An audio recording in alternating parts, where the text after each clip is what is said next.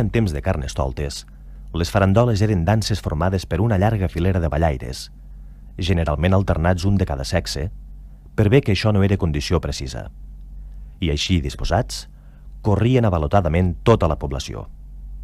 Aquesta dansa presenta un conjunt de passos i punts molt semblants a les antigues danses gregues. Era molt comú que les llargues fileres de farandolaires entressin per les cases, voltessin les habitacions que volien i tornessin a sortir sense haver-se trencat, per mica que poguessin. I per evolucionar d'aquesta manera, escollien preferentment cases que tenien dues portes, que ara així podien entrar per una i sortir per l'altra. Aquesta que us presentem és una coreografia del mestre Salvador Melo, feta sobre una música originària de la Catalunya Nord. Recreada amb punts específics d'un alt grau de dificultat a la seva execució, no deixa de conservar, però, l'essència ni en el fons ni en la forma del ball.